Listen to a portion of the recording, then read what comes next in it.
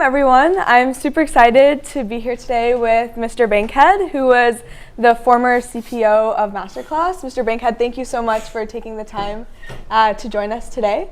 My pleasure. You can call me Paul if you Paul. want. I answer just about anything. I would love to start by learning a little bit more about your background. So how did you get into product? So I'm kind of a career bumbler. I didn't even know what product was when I was in college. I grew up in Utah in a construction family, and I majored in electrical engineering in college, and I thought that I would be like designing the power systems for like buildings and factories and stuff, and it was only after I got there that I realized they were going to have us do like computers and chips and radars. And I basically finished my degree and realized I didn't really want to be an engineer, so I did consulting, which is what you do if you don't know what to do with your life. So I did consulting for a couple years in Texas. No shade to any of the And consultants then here. I was like, oh, I think maybe I do like tech. I was working on like airlines and retail, which I love, and I love operations, but I was like, I think maybe I overdid it moving to Texas and getting way away from technology. So I called Google, and they gave me a job in their consulting team, which is fine. And then after a couple of years, this was back in 2008, I decided Google was too big, and I joined a startup called Aardvark, and I went to business school at the same time. And Aardvark is where they actually hired me to be the operations person at Aardvark, but Aardvark was a social Q&A chatbot, and it was actually a lie. Well, it wasn't a lie, it was just that we were pretending to be a bot, but really it was just a team of summer interns from Stanford that I was managing that were pretending to be a robot. So if you think about, which no one thought was interesting until last year when ChatGPT came out, but basically imagine if you were trying to make ChatGPT, but you didn't have any of the technology, and it relied on this idea that we would connect you to someone who was one or two steps away from you on your Facebook identity graph. And so we had to like facilitate a conversation, and we had to make up a syntax because we didn't have the technology to just know what to do.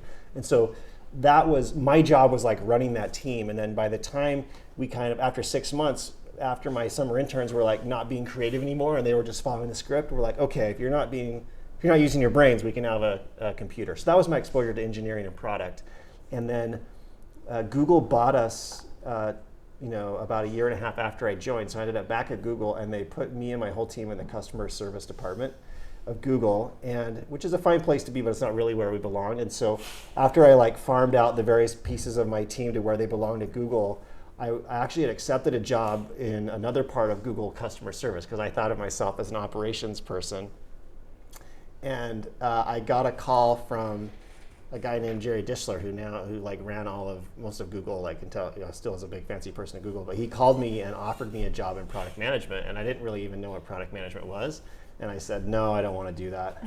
And then the next day I was like, I think I just made a really big mistake. So I called him back and took the job, and that's how I bumbled into it. And it turns out to be the right job for me because I feel like I'm better at politics than the engineers, and I'm better at engineering than the politicians, and that's the sweet spot for product managers. That's a really good way to put it. So when you got into product, what did it feel like? Like, what were you doing, and what were your responsibilities? It was really fun. So a product manager's job is to articulate a problem that you're going to solve or a need that you're going to fill, and then the strategy and the product design to achieve that for the customer. And also you have to come up with the distribution strategy for how the customer is going to find you and choose to buy you or use you. And that takes, for a new product, that could take a couple weeks, it could take a couple years, but that's a big part of the phase. And then once you've kind of committed to that idea, you kind of move, you have to convince a bunch of people to say yes. If you're an entrepreneur, you have to raise money. If you're inside a company, you got to convince your bosses to give you funding, and then you have to convince all the engineers and designers and salespeople and marketers and technical program managers to join your project. So there's a bit of sales involved.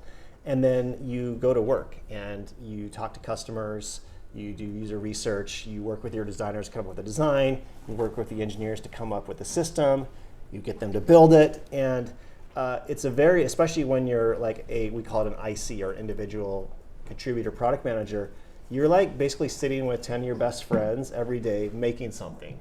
and it's really, really, really fun. And the product manager does a little bit of everything. So you're approving a lot of the ideas, you're keeping people motivated, and then every day there's some new problem that you didn't think of, and then you have to go change everything and do it all over again the next day. And how do you pivot? Like, what are your learnings from that? Because I feel like if you spent so much time working on something, it could be hard to like adjust. But if that's what the market is looking for, I guess, then you have to change course. Reality slaps you in the face pretty quickly in product land, especially in Silicon Valley. And so one of the questions I think you might ask me is about mistakes that I made, but most of my mistakes have been not pivoting soon enough. And so there's this idea called product market fit, which basically means you found something that is going to work without you artificially pumping money into it forever. And most of your ideas aren't going to work. Especially most of your new like 0 to 1 ideas aren't going to work. Most of your, if you're optimizing a big service like Facebook or Google, most of your experiments are going to fail. And so a big part of the product manager's job, which is a little bit different than like the designer or the engineer's job, is you need to be the one to be like, all right, this isn't working. Anyone have any better ideas? Or this isn't working, I have a better idea. And if you can, it's pretty easy in Silicon Valley culture, but not so easy in maybe in traditional companies. But it's really important to have a cultural norm that the plans are going to change all the time, and if you can, that can be exhausting or it can be exhilarating and exciting, and you have to choose to make it be exciting. Otherwise, you'll be very frustrated. That's really interesting, and I've been hearing the phrase product market fit a lot. A lot of our past speakers have also talked about it. So I'm really curious, like in the case of MasterClass, for example, what did that look like? And do you think the pandemic changed anything? Oh man, so much learning there. So product market fit, I actually had a guy that ran the strategy team at Google or at MasterClass that gave me a different framework. And it's product, market, channel, and business model. Have you guys seen that one before? I'm not a big framework guy, but basically the idea is it's not just, you need a product that somebody wants and needs, but you also have to figure out how they're going to pay for it, and you have to figure out how to acquire the customer. So how you're going to acquire the customer is the channel, and how they're going to pay for it is the model. Are they going to pay for it up front? Is it going to be freemium? Are you going to just have it be free and hope to make money over advertising? Is it going to be a SaaS model, et cetera? So at MasterClass, before I got there, I would say they thought they had product market fit, but we realized when I was there that we didn't. What happened is that the CEO, who's a brilliant visionary named David Rogier, who went to Stanford, did GSB with me, he had this insight that education shouldn't be boring, and it would be really cool to have famous people teach you the thing that they're the best in the world about. Which is someone used to tell my English professor that education should not be boring. Like he really needs to learn that. Right? And he actually did his own. It's funny because now he's like a gazillionaire and runs a big company, but he did his own user research on like Craigslist and SurveyMonkey, asking people what they hated about education, what they loved about education, how to fix it, and he had this idea. And then he spent like 2 or 3 years convincing like cold calling famous people and convincing them to say yes. And eventually he convinced 3 people. I think it was Serena Williams, Dennis Hoffman, and one other guy. I'm bad at celebrities, but he convinced the first 3.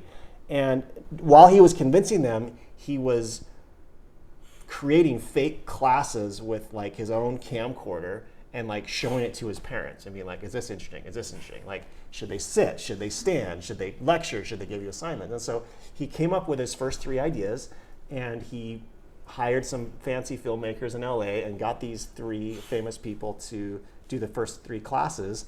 And then that was his product. He felt like his market was like somebody, but he didn't know who. And then he hired a marketer, and they used Facebook to see if they could, as a channel, to try to see if this product could find a market. And they charged, I think, $90 for a single class. And it worked. So they were able to make more money from the user than Facebook was charging them. And they were off to the races. And for like several years it worked.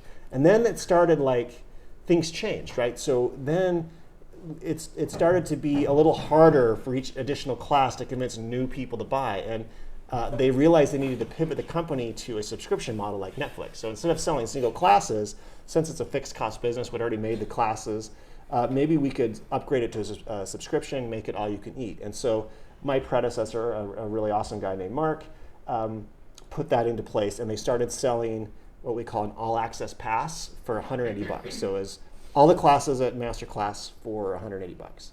So they changed the model, and it looked really good because instead of getting $90 up front, they were getting $180. But they didn't change the product, and they didn't really change the marketing. And by that, I mean the old marketing on Facebook would say, Facebook, here's my famous person, Gordon Ramsay. Go find me people who will pay $90 for Gordon Ramsay. And Facebook, voila, would do that. That's why Mark Zuckerberg is rich.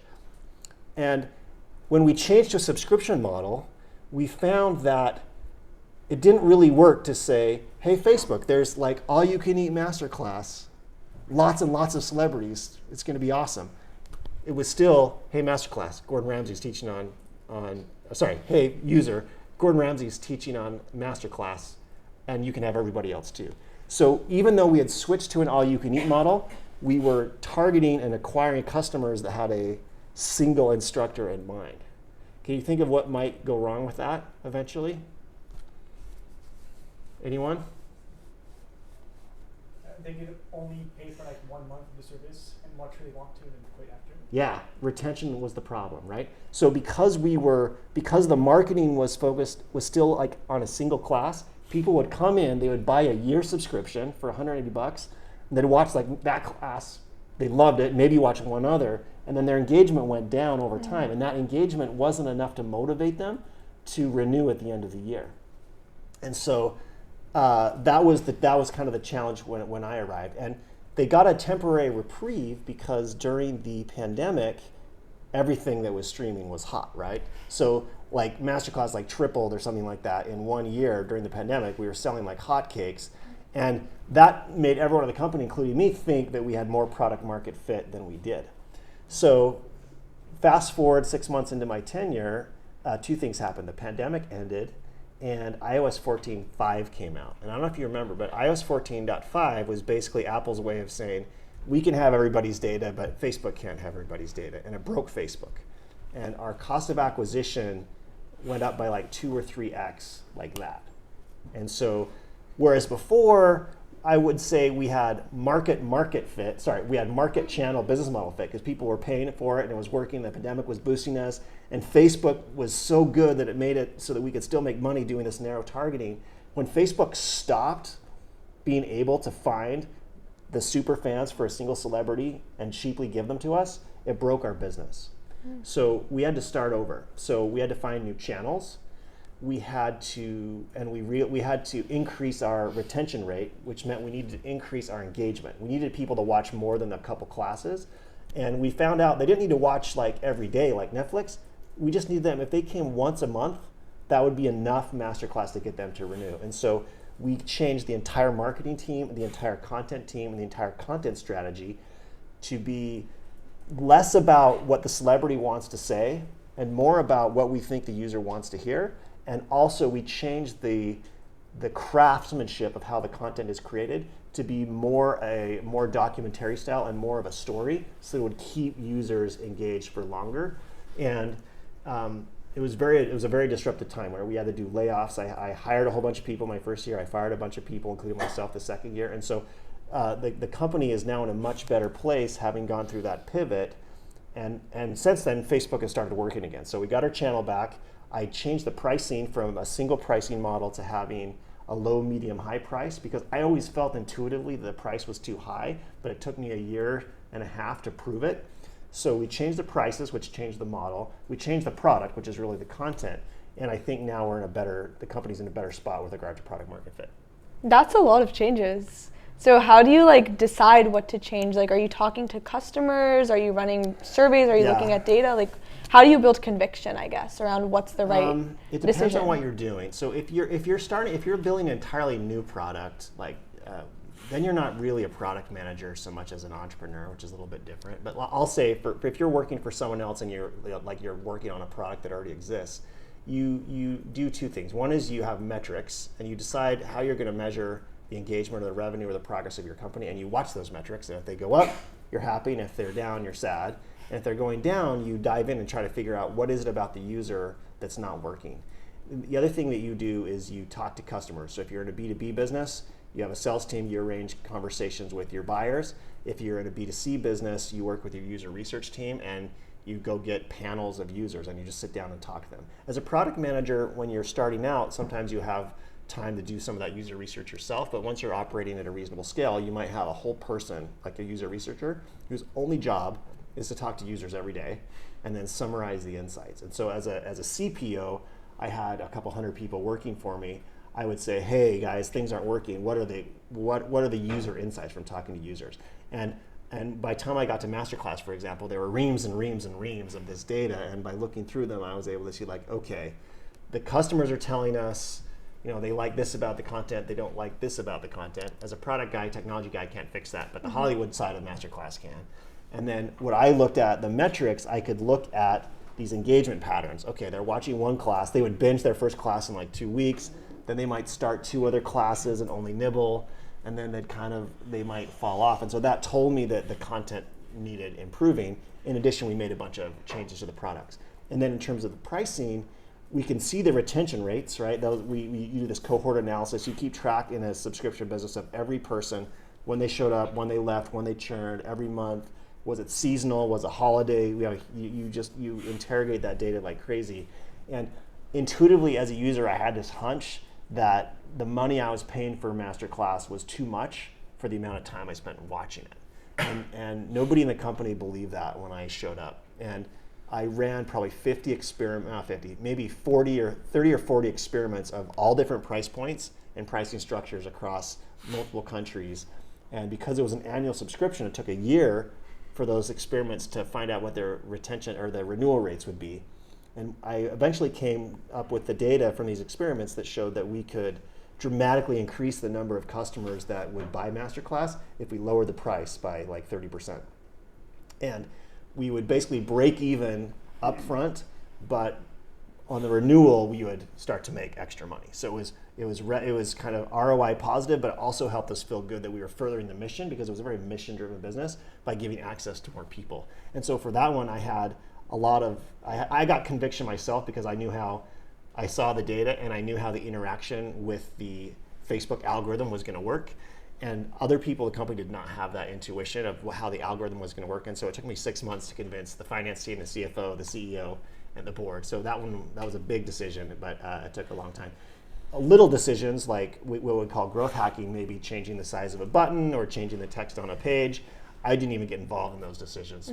Product managers, such as maybe some of you will be, just can make those decisions yourself. So sometimes the data tells you what to say, sometimes it doesn't, and you have to read the tea leaves and make a gut call. That's really interesting. So actually, what would you say is the difference between when you were working as a product manager versus as a CPO? What were the responsibilities? The difference is that as a CPO, I spend most of my time reviewing other people's work and giving them guidance and judgment. Like, hey, have you tried this? Oh, I've seen this problem before. Go look at this, while not trying to be too overbearing. And I do what are called product reviews as a CPO or a product executive, where the team will come in and say, here's our strategy, here's our plan, here's how it's going, and I'll be like, yes, no, maybe change. And everybody hates them but me, because I think it's a great way to have a really robust, heated discussion about some issue. And so most of my time is spent in meetings and then reviewing other people's work, and then occasionally, if there's something really big that I think is missing, like at the company strategy level or at the annual roadmap level, I'll change it. I maintain as a product leader a 3-year plan, a 1-year plan, and a quarterly plan of all the stuff that I think needs to happen, and then that bubbles down to the teams, and they each kind of plug into that. And a big part of what I try to do is make sure the strategy of the company, or rather all the individual plans of all the product managers, add up to victory for the company, because if you're an IC in a big company, it can be easy to kind of lose track of what's going on. If you're an IC, you're spending a lot more time nagging the engineers, working with the designers. If you guys have used Jira or these tools, you're spending a lot of time reviewing tickets, making sure that all the pieces are in place so that everybody's doing their best work. One of the things that I say is that a product manager's job is to maximize the productivity of the engineers. And the primary way you do that is don't have them build the wrong stuff. But the secondary way you do is make sure they have the right specs and the right designs and the right approvals, and I always think of it as like, it's like blasphemy for the engineers to be waiting for the product manager, right? Because there's a lot more engineers and they're more expensive. And it seems like a lot of that work is more around like you leading with influence versus you having direct authority over the engineers and like the design team and stuff like that. So how do you build that influence and get them to really buy into your vision? Yeah, it's hard. So yeah, nobody works for you as the product manager. I actually, when I moved from Google to MasterClass, I was really excited for a while because the engineers and designers were going to report to me, and I was like, finally, the engineers have to do what I say. And then when I got there, I realized that we had like 40 engineers and I needed to hire 40 engineers, and I was back to like begging engineers to join the company so that then they could do what I say. But yeah, so it never works. Even if people report to you, smart people don't want to be bossed around. They want to be given freedom and a mission. And so the way that you persuade people, there's the golden rule, which is treat others the way you want to be treated. The platinum rule is to treat others the way they want to be treated. And in influence, I find the platinum rule applies, which means if you want to be good at it, you have to think about what argument or story or power move is going to motivate this person, right? If it's a technical person, especially an engineer, they'll probably be pretty responsive to like engineering arguments and data. Everybody is influenced by excitement and vision. If there's a complicated political problem internally, it might be that you need to help someone see how it's going to be good for them and move some needle that they have that you don't care about, and there might be some horse trading. But I find in general, whoever it is, you need to build a relationship with that person so they trust you, they think you're reasonable. You need to understand what they care about so you can speak their language and speak their incentives. You need to have a data, fact-based story as to why your idea is going to work and why it's going to be in their best interests. And the bigger the company gets, the more times you run into a situation where what's in your interest is not in the interest of the person across the desk from you. And you want to get to the bottom of that situation really quickly so that then you can escalate to your bosses and say, hey, like, we can't do the right thing because you told her to go this direction and you told me to go this direction, and we depend on each other. So can you please help us because we both can't succeed at the same time. Interesting. So there's even those like internal trade-offs that you have to make then. All the time. Product management is mostly about trade-offs, I find. And how do you like evaluate like what's a good trade-off versus what's something that we should hold off on? That is more art than science, but the science of it is, if you've taken statistics, there's this idea of expected value, which is the probability that something's going to happen times the value if it does happen. And so there's I don't always think this way, but a lot of my teams have used this thing called RICE, which is reach, impact, cost, and I forgot it now. But basically it's how many people we're going to reach. If it works, how much money or usage are we going to get? How hard is it going to be to build? And like, what's the risk? Like, what's the probability? That's the issue. So it's a matter of saying like, okay, is this how much confidence do we have in this idea? How easy is it for us to either make it or increase our confidence by running an experiment? And if we're successful, like who's going to care? Like how many people? So it's always about impact relative to investment. But that's how I usually break it down. Super cool. And I'm also curious to learn a little bit about, so at Google, I saw you were working on a lot more like developer-oriented products versus MasterClass is obviously very consumer-oriented. So do you think that your thought process was different between the two like customer sets? So with developers, in both cases, you need to try to understand what your customer wants. If you are in an entertainment business like MasterClass, that's a little tricky, right? Because a lot of times users aren't going to tell you like what movie they want Hollywood to make, right? That's why it's more of an art than a science. We had tried our dangest to apply all sorts of science to like picking which classes to show at MasterClass, but there's a lot of art. If you're making developer products, it's a little bit easier because there's like a business person on the side of the table, and they have a business, and they always have problems. No matter how good your stuff is, they're always mad about something, and they always have feedback. And so, if you're operating a small developer business, you just go talk to your customers. They'll tell you what you want. The challenge is with developers, there's always more than you can do. So then you're trying to figure out like, okay, if I build this for you, are you going to use it? And in a SaaS business, you're thinking, if I build this for you, are you going to buy it? Mm-hmm. And always the number of people who say, if you build this, I'm going to buy it, is way bigger than the number who actually buy it. And I remember when we launched a loyalty program for Google Play, I think it was, like the Play Points program. And we did all this conjoint analysis where you like ask people like, hey, if these were the benefits of the loyalty program, would you sign up? And everyone would be like, yeah. And then when you launch it, you're like, oh man, like you know there's going to be a fall off, but you just don't know what it's going to be. So with developers, it's a little easier to get access to them. They are more likely to tell you exactly what they want, but you still have to, the craft is to ignore what they tell you they want and ask them and deeply understand the problem they're having that is leading them to request the feature, because you have to assume that you're a better product manager than your customer for your product, and then you have to go through the prioritization exercise. And it seems like a lot of what you're saying then depends on like actually getting to know your customer and understanding like what their needs are. So what kind of questions do you ask to determine that, or how would you sort of approach deciphering what exactly it is that the root cause problem is? I feel like this is true with all human beings, but I feel like you just keep asking questions and until you can restate what the other person's position is in such a way that they recognize it as their truth. So if you say, you know, how's business? And they say, good, why? Or if you say, you know, how can we help you? What's not working about Google Play services? Well, we don't like your notification API. It's too restrictive. Okay, tell me how it breaks. What is the impact on your business? What have you tried? What could we do to change it? Well, you guys could give me unlimited notifications and not let users turn off my notifications. Oh, okay.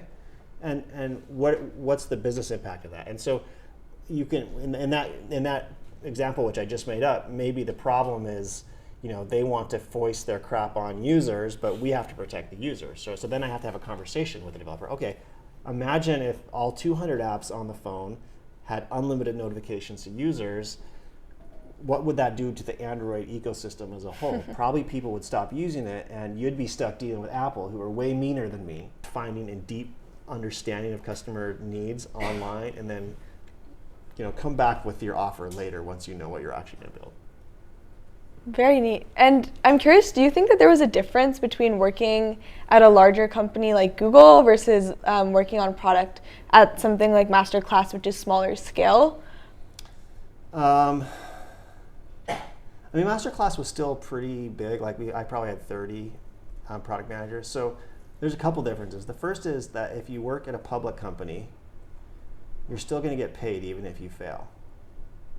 If you work at a startup, you're going to get paid a ton if you win, and you're going to get paid almost nothing if you fail. So you need to think about your risk profile and like how many kids you have to feed next year, like when you're deciding about startup versus big company. Inside a big company, if you are, or a medium-sized company, if you are an IC, like you're starting out in your career, the job's kind of the same. The difference is that you'll have more bosses to get to sign off on your work if you're at a big company, and you'll have more interference from other people. So for example, actually I got lucky because I won't give that example, but let's say that you joined my team on Google Play and I put you in charge of, I don't know, the homepage of the Google Play Store. And you're thinking, great, I get to decide what goes on the homepage store. This is going to be awesome. I'm going to sit down with my homies. We're going to make a personalized recommendation engine and like show people the most awesome games ever. And then you're going to show up on day one and realize, oh, actually, there's a developer team that have made promises to certain developers that they get their game at the top of the homepage based on the lunar calendar in China this year. And so these days are off. And then you find out like, oh, there's a business team that made a deal with executive Y. They actually own the homepage for these 6 days and your stuff. And so all of a sudden you're like, I have all these people in my way. But then you have to stop and think about it. If you are working on a big product that somebody else made and you're coming in to make it better, like you're gonna move slower and have more people to talk to, but everything that you do is gonna have huge impact, because if you move the needle 5% on a billion user or 100 million user product, it's like makes you feel very, very good. If you're at a startup or starting something very little, you have like almost infinity freedom. There's no lawyers to talk to. There's no PR people to talk to. You just kind of ship every day, do whatever you want. But like maybe nobody cares, right? Like when I was at Aardvark, I think we had like 800 weekly active users or something like this. You know what I mean? Like, so it was really, really fun, and I didn't have to ask anyone for permission ever. But also, like, the company we ended up folding the company and got acqui-hired, right? So there's pros and cons to every decision. I think it's really a matter of what you want to do. I will say that the best career move that you can make if you want to be in technology is choose to work somewhere that's growing. You want them to be hiring, you want to see revenue growth, you want to see money raised, because that's where the faster the company is growing, the more opportunity you're going to get to prove yourself. And people will be too busy solving real problems to tell you what to do, because they'll just be grateful that a smart person is taking action. And then in terms of like promotion, everything's better. The other thing is people often want to like, how do I get a job as a product manager? And there's no major, there's no one background. It helps if you have a technical degree sometimes. But I don't know if most, but probably most of the product managers that have been hired, including myself, get hired by the same, we call it be converted to a product manager from some other role at the company, because you show that you're smart and you understand the customer. So lots of people at Google would get converted from the sales team to become product managers because they like knew the customer. And it's actually more important to know the customer and know what they want than it is to understand the technology, because you have engineers that'll understand the technology. So that's my pitch. All right, good to know. I think that's all something like we're all thinking about, especially like as we're exploring careers in product, and that's always like one of the questions we have on the Google form, like, do you have questions for the speaker? And that's one that comes up the most, is just like, how do we break into industry and like what's a good way to go about it? So I think that's really helpful advice. I'm also really interested in learning a little bit more. I was reading that at MasterClass you managed a bunch of different teams, and it seems like they covered like all ends of the spectrum. So there was business, engineering, design, like just all different areas. How do you work with teams that are so interdisciplinary, and how do you sort of stay grounded in your conviction in that sense, and then also hear from all these other people who are coming at it from completely different perspectives?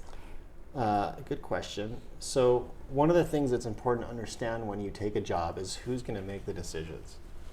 In a lot of companies in Silicon Valley, it's the product manager kind of makes decisions. Or if you're at Google or maybe Microsoft, it might be the engineer and the product manager together that make decisions. In other companies like Amazon, they have a GM model where they put somebody in charge and they're kind of the king or queen, and they like just, it's like they speak, the debate is over. And so it's important to understand your style, because like some people like are happy for someone else to make the decision and just offer advice. Some people get really mad if they have an idea and someone else says no. So MasterClass was a place where I had to do some adjustment, because I mostly decided what I wanted to in product land, but there were a lot of things that depended on marketing or content that I wasn't an expert in, and the CEO had to decide. And that was kind of hard for me, actually, because I would say my status, I guess, went down a little bit, even though my title went up when I moved from Google to MasterClass, and I had to adapt. Now, I had all these other, initially I just had product design and engineering. That was the job I signed it up for. But I ended up with security and IT and customer support and publishing and all this other stuff, just because startups change and like I said, you just get like handed stuff because you're like alive, right? And the company's growing.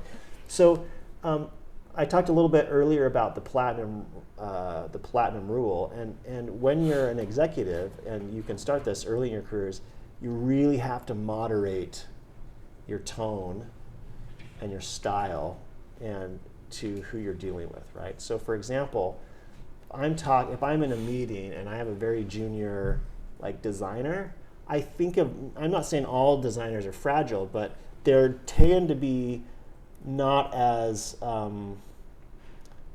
they tend to not like tough conversations and direct conversations at the same level of like a grizzled engineer. It's just their personality, right? You could actually argue that engineer types are actually like missing some like normal social functions, like we all know, right? I am one, right?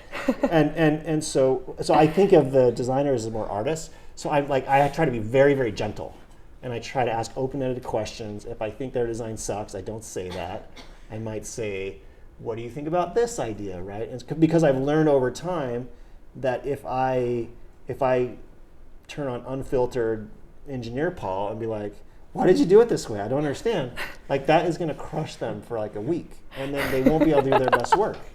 And I don't mean that to make fun of them. I cannot do what he or she can do. I cannot create these beautiful things. I don't wake up in the morning with like art in my head that I can then just like produce for the world, right? These people are so gifted. And as a product manager or an executive, you absolutely cannot crush them because they are making you money and they're making you designs. And so, like, again, I'm stereotyping that, but that's just an example. Customer support, very different personality, right? I have someone who I don't even know what they majored in. They deal with like the worst kind of people, fraud, errors, angry customers yelling at them all day. They're managing a team in the Philippines who are, first generation English speakers. I mean, I used to shadow my customer support agents in the Philippines, and there'd be like chickens. Like you could like see the chickens in their yard, and you're like, oh my gosh, like this is their like, and this is their life, right? And so when I'm talking to them, I'm not going to yell at my customer support staff, right? I'm going to be like, oh, this is interesting. Like, how are you using this tool? And so I'm moderating for my style for the function that I'm working on, and also the seniority, right? So with my engineering peer, it's like gloves off, punching each other in the face, no problem, everyone's happy, right? With my directs, same thing, right? We just go at it. We have a relationship of trust. But with people who are like one or two notches away from me in terms of function or level, you basically try to be more gentle. I try to think more about who they are and what they know that I don't know, and then I try to just be really careful. This took me some time to learn. Like the more senior you get, people are afraid of you. It kind of breaks my heart because I don't think I'm scary, but my kids think I'm scary. And a lot of I remember I had a mentor called me, and I was talking to her on the phone with my family in the car, and I was like, well, just go into this like. I was telling her like how to resolve a really, really hard situation. I was like, I'll just go to the meeting and say this and this, and they'll do what you want. And she's like, well, no one ever disagrees with you, Paul. I was like, oh, I kind of like, I'd forgotten my privilege that the organizational position afforded me, that people kind of like defer to me. So this is a long way of saying, another example of saying like, you have to think of the platinum rule. And I had an engineer, my very first engineering manager, his name was Khan, a great guy. I would run these like daily meetings, like, hey engineers, what do you think about this? What do you think about this? What do you think about this? And there were like 3 engineers that talked all the time, and there were like 5 engineers that never said anything. 2 of them, I think, 2 or 3 of them were Japanese and could speak English with difficulty. And my engineering manager would always pause me, tell me to shut up, and he would call out the individuals around the table by name. Tomo, what do you think? Jayesh, what do you think? And we would these guys had ideas in their head. They were good, they were different than mine, and they weren't voicing them until they had been given explicit permission. I don't know if that was a personality thing or if it was a cultural thing. Like American men are like usually loud and obnoxious, right? and different cultures and genders. So there's all, I don't want to stereotype anyone, but different people work differently. And my experience is that the difference is most pronounced by function, meaning I find like the female engineers and the male engineers seem to have more in common than like the female designers and the female engineers, if that makes sense. Mm-hmm. So be really, really cognizant of people picked their jobs that kind of goes with a personality and a style. And so know who you're talking to. And as a product manager, remember I said like you need to know, you're going to know less about anybody's function than they do. So what you need to know more about is that you can communicate with a broad array of people better than anybody else can. And you can help them understand how they are contributing to your vision. So it's all about motivation and avoiding demotivating your people or criticizing them in a way that's going to make them feel bad about themselves. Because you guys all went to Stanford, you're all going to work at amazing companies. They're going to be smart people where you work. So you're unlikely to be like working at Dundon, is it Miffler? Whatever the company is in the office, with like a bunch of like not very impressive people, right? You're gonna have impressive people, and your job is to get the most out of them by giving them ideas, exchanging ideas, and creating the conditions and the emotional and psychological safety for them to succeed. I love that. So I'm taking away that I need to be nicer to my brother maybe, and like not crush his spirit every time. I know. What's your major? I'm studying CS and history, I think. And what's he gonna? How old is he? He's 15. Okay. Yeah, so he's just like at the annoying age. Like Yeah. sometimes I think he just needs to be humbled. Maybe that's my function. But I'd love to open it up for student questions. But before we do that, one last thing that a lot of people ask is, what do you look for in PMs that you're hiring, and what should we keep in mind as we're giving interviews? My first job when I joined Google's internal consulting team was to revamp the product manager hiring process, which is ironic because I'd never been a product manager. And you have rubrics and 17-point skill matrices and all this stuff. And I don't know if you guys, have you heard of Marissa Mayer? She's like a super famous, she was like employee number 12 at Google, and she kind of ran the search team for a long time, and then she ran Yahoo. And I was like, went in like I was like little Paul, and like you had to just go wait outside her office and hope that she would arrive, and like her shadow would pass by you, and then like maybe she'd talk to you for like 2 minutes. Like she was like super powerful and super famous, and then nobody knew who I was. So anyway, I went in there and I was like, hey, I'm Paul, like I'm trying to like redo the hiring process. I showed her this like awesome consulting deck, and she's like, Paul, I need 2 things for a product manager. Smart, gets things done. Send me on my way. So those are the most important things. I will add, what I look for is, can they solve product problems by figuring out who's the customer, what's their problem, how are we going to solve it better than the next guy, how are we going to get them to discover and purchase and acquire our product. And so I ask kind of case type interviews along that line. Awesome, thank you. All right, would love to open it up to questions. Yeah, go ahead. So knowing what you know now, if you go back in time, would you still major in electrical engineering if you want to go into product management? And also, how does someone know if product management is the right career for them? I would probably major in computer engineering or CS. I spent a lot of time learning how to make analog circuits from the 1970s. And I don't even know what that means. Yeah, like making like stereo amplifiers and like radar chips and like, yeah, it has helped me zero my career. But they made me take like 8 CS classes, and that's the only applicable part of my education. How do you know if product management is right for you? If you don't really want to be, if you don't know that you want to be a product manager, it's probably not right for you. Like I would say, you get a job, and then if you like get a job, any job, if you want to be in technology, and if you realize there's functions like sales is a thing, marketing is a thing, BD is a thing, engineering is a thing, design is a thing. Those are like skills, and if you like all those a little bit, but not enough to do them all day, then you might be a product manager. But also, if you if you're a product manager, when you walk through your day in the world, you should be really annoyed by like 50 things that aren't right. The door doesn't open correctly. The streets are like off. Like this line is too long. My computer takes 7 clicks to turn on. It should take 3. Like if you're bothered by problems in the world and think there's got to be a better way and I know what it is, then you might be a product manager.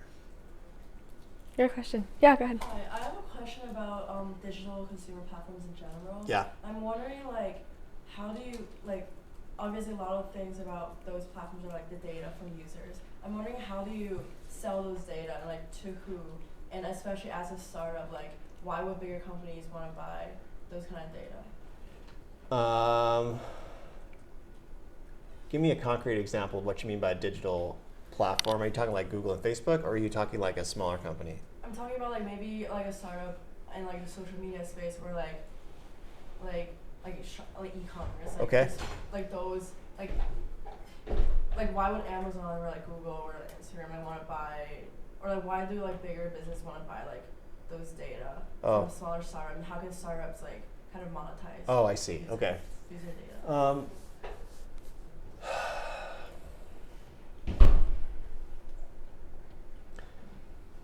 So lots of companies buy lots of data.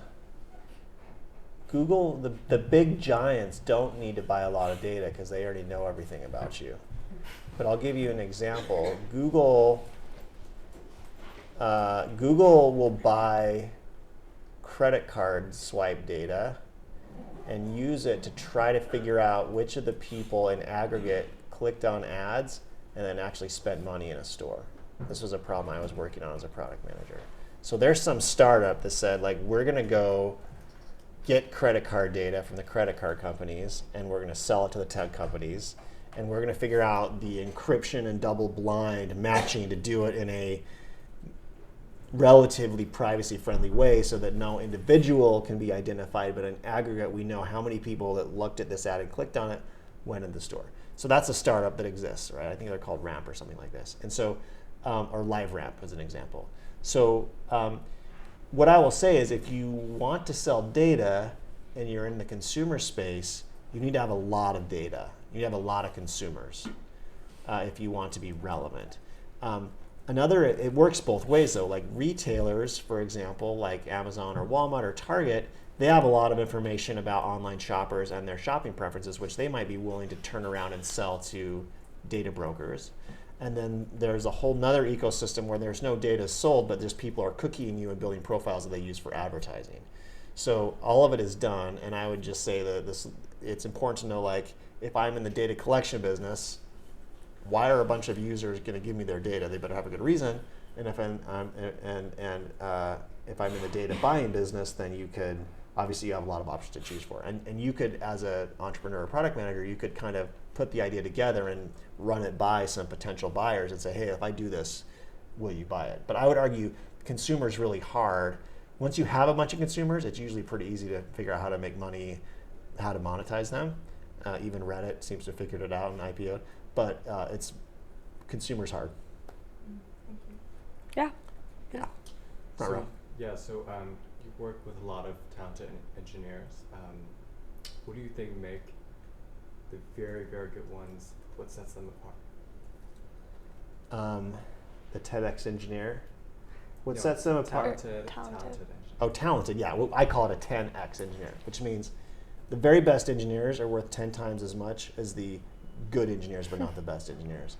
And what makes them good is they can take a problem and produce a technical solution that's right, and they can do it faster and better than, like, so much better than everybody else.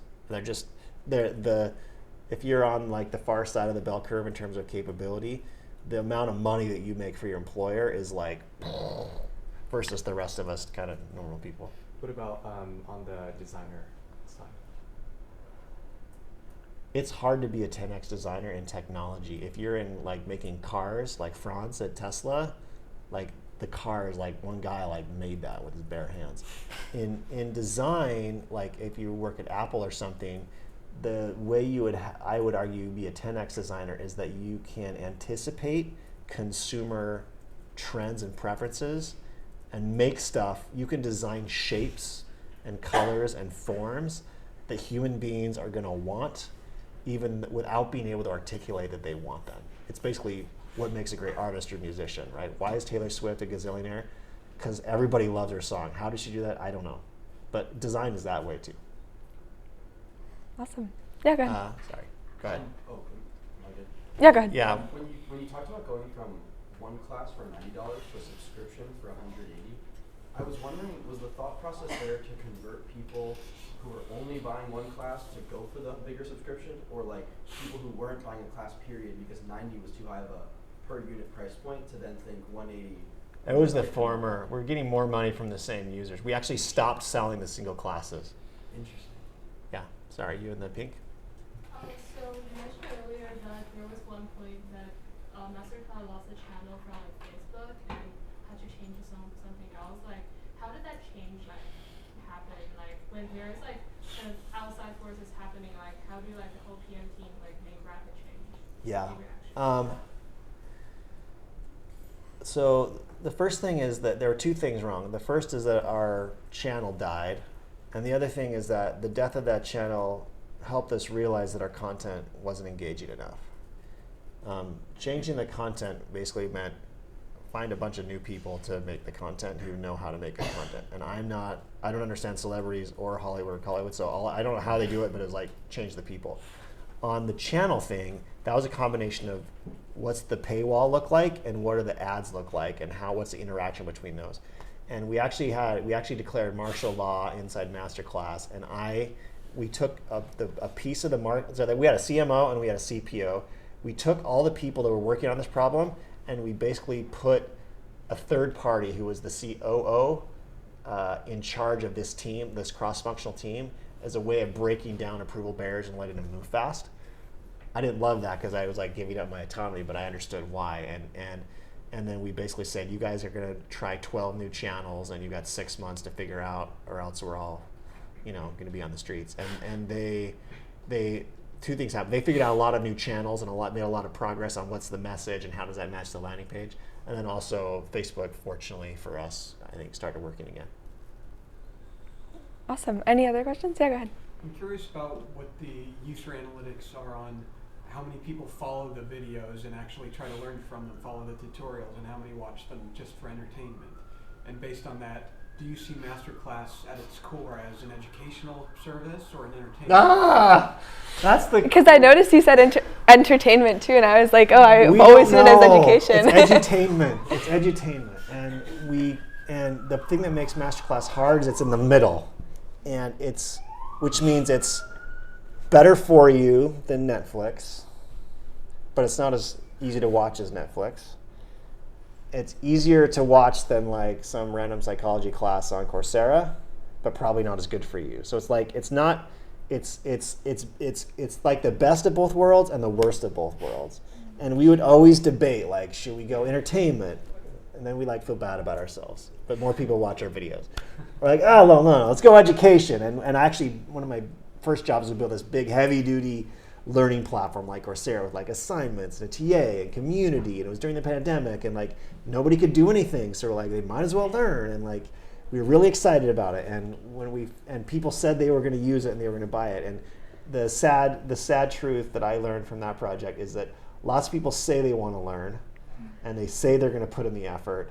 Very few people are willing to put in the effort to learn, and that's why Netflix and YouTube have 5-6 hours of your life every day, and MasterClass doesn't.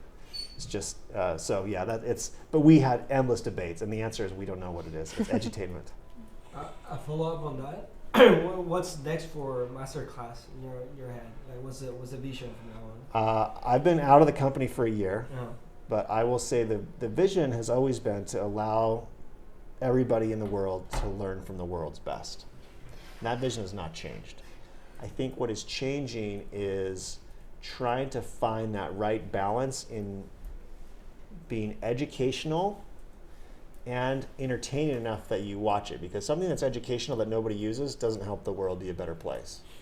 Netflix and YouTube, not really helping the world be a better place. So the goal for MasterClass is to find that sweet spot of making content that people want to watch and will watch that makes them into a better human being. And that's an ongoing strategy with every class, every video. I'm doing the best I can. A quick follow-up again? Yeah, okay. Sorry. No, how about like new revenue streams and lines? Is like They have an enterprise business which I helped launch to help see. sell some of the same content to enterprises I with see. different packaging and proof points. But those are the two main. I see. Yeah. So a couple of years ago, when I discovered MasterClass, it was like through a shady torrent link, which had like a couple of like tens of masterclass classes. How do you deal with the piracy concerns like that? Like because masterclass like has a couple of videos which an average person would watch over a year, and if they can find those videos online somewhere, then doesn't it cause a lot of Yeah. revenue like loss for Masterclass? Yeah, IP protection is an issue. To be honest, it's more of a problem outside the U.S. Like we actually had MasterClass clones popping up in different places. I think there was one in India.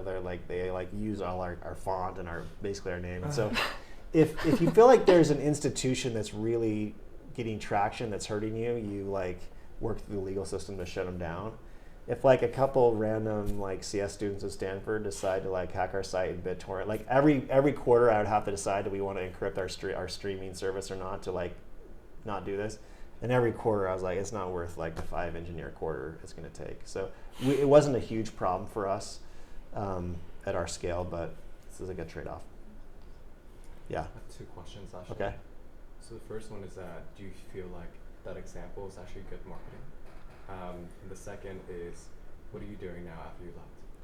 Yeah, some people say all press is good press. I don't think we took that approach at MasterClass. I think we were pretty protective of the brand, and if you're charging people $180 for something, it needs to not be piratable. So I would say we frowned on it. Even the name MasterClass was contentious because we couldn't always get a trademark because it's like, is it a verb, is it a noun, or is it a trademark? I forgot your second question. What are you doing now that you Oh, what am I doing? I got 4 kids, dealing with them. I've got a kid who's got to decide between 2 colleges, so I'm helping with that this week. And so I spent a lot more time with my kids, paying down like deferred maintenance on the family. I skied a lot, and I'm also looking for a job. As you may be aware, the talent market it's a buyer's market, not a seller's market, as I was informed today in my compensation negotiations. And I'm looking for a job, and I think I'll probably have one soon. Yeah, in the middle. How would you describe MasterClass culture? MasterClass culture is incredibly warm and fuzzy, very warm, fuzzy, very altruistic, very progressive. I couldn't believe that how many good people would come and work at MasterClass for significantly less than they could earn elsewhere, just because they love the company and they love the mission. And our engineering team in particular was so supportive, and it was like a magical place to work. Sometimes it was like almost too warm and fuzzy for me, right? Because I'm kind of a borderline spectrum guy. I just want people to get to work. But it was great. It was a really special place. Yeah. It was really interesting to hear about the year-long experiment you ran on price change and things. I'm wondering how the decision-making breaks down when you have way less time and you kind of, I guess, can't get all the data you want. That's what you do. You do the best you can, and then it's judgment. What does that judgment look like? Or like how do you judge? Judgment is one of those things that you can't teach people. You have it or you don't. And usually you develop judgment by making really painful mistakes and then learning from them. Yeah. I guess to follow up, does that boil down to seniority a lot, or is it still a similar, like, sourcing ideas from a lot of people at the company? And then You source the ideas from everybody, but there's bet the company decisions, right? Those decisions are usually made through seniority, partly because the people who are the most senior at the company often have the best judgment because they've just seen more stuff.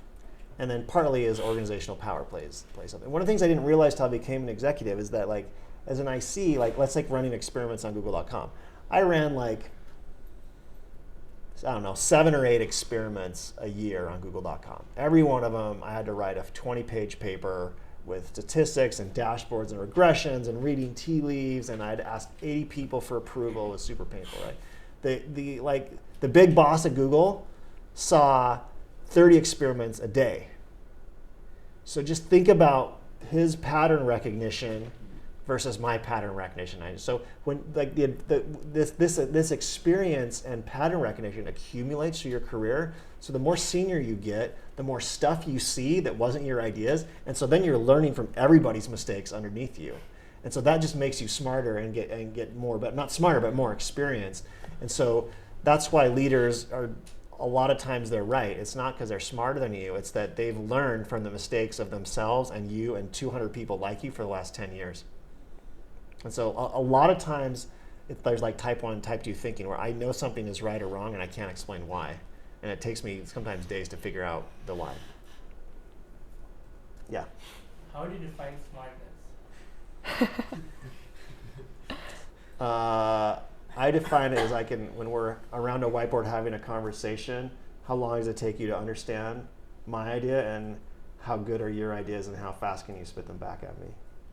But I don't know, That's a good metric. IQ is a pretty good proxy. Yeah, go ahead.